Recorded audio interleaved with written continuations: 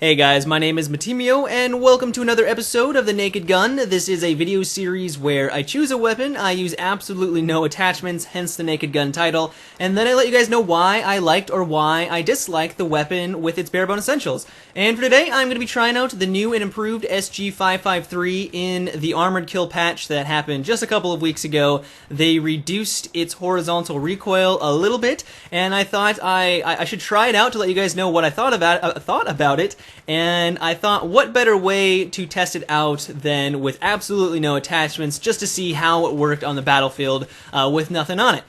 So I really enjoyed the SG553 even before the recent patch. I thought it was one of the better engineer weapons out of there. I do know that some people thought it was terrible, but I think that was mainly console players who had a harder time managing its recoil. But on PC, I found its recoil to be very manageable, and when I heard that they were going to be buffing it, I couldn't have been happier, because it really was one of my favorite engineer weapons, and I use it all the time. So now the SG553's recoil is very similar to the recently nerfed M4A1. I was actually looking at their statistics, and I was kind of surprised about how identical these two guns were. Really, the only difference I could see regarding the recoil was that the SG553 has a slightly lower vertical recoil, but it's going to kick a little bit more off to the left. But if you're really comfortable with the M4A1, even with the recent nerf, you're going to feel right at home with the SG553, and that's exactly what I felt. I used the same techniques for that weapon, and I was pretty much getting the same results. One big difference, though, between the two weapons is that the SG553 has a pretty significantly lower rounds per minute. It has an RPM of 700, and that's not too shabby. It's only about 100 less than the M4A1. I'm not really sure why I'm comparing them. I guess it's just because that weapon is so popular. It used to be so popular, and it's kind of a standard out in the battlefield, so you guys kind of have a point of reference. So really, that 100 RPM isn't a huge difference by any means, but if you get into a close encounter engagement with someone who is using that other weapon, then you might lose that firefight if you're not able to get those first couple of shots off first. Really, where this weapon, I feel like, kind of excels is because it does have a slower RPM. It's going to perform a little bit better at those medium to long range targets. The recoil is a little bit more manageable, and you're not going to go through your ammunition as quickly, so you can make sure to line up those shots and take out your targets.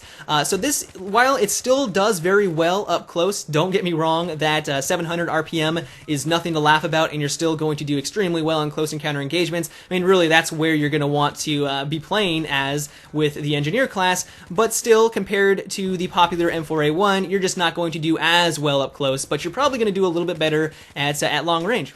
As for the weapon's reload time, I'd have to say it's not too shabby and pretty much on par with all of the other engineer weapons. If you have a bullet in the chamber, it's going to take you 2.1 seconds to reload, but if you've gone through all of your rounds, it's going to take you 2.65. So like I said, very average there.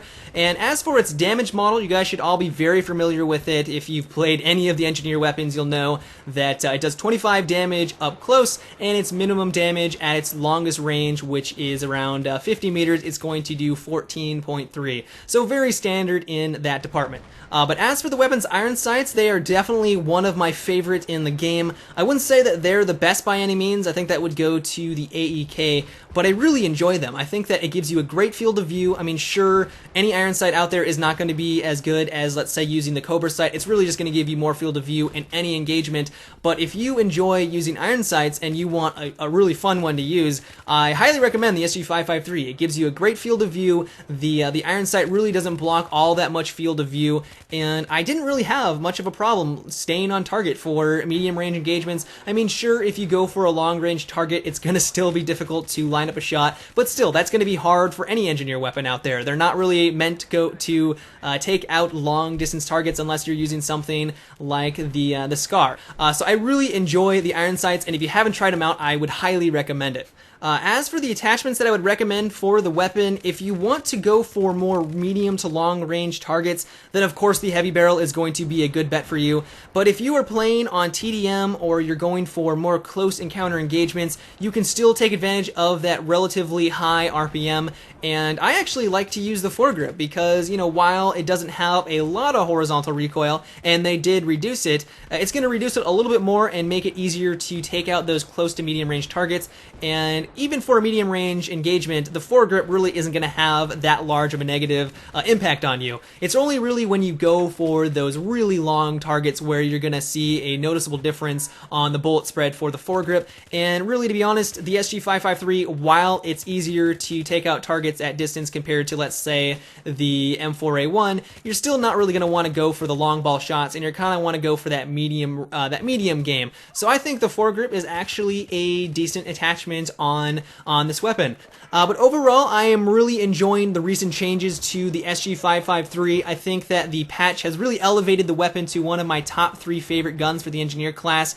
I'd say it's kind of your all-purpose gun right now. You know, the recoil allows you to take out those medium to long range engagements, and because it has a decent RPM, taking out close range targets really isn't a problem as well. So if you haven't tried out the SG553, I highly recommend it. It's a lot of fun to use, and you should definitely give it a shot. But that's it for today's Naked Gun. I hope you enjoyed. If you did, or just want to support my channel, I always appreciate it when you give my videos a rating. And if you haven't already, subscribe for more. But until next time, guys, have a good one and take it easy.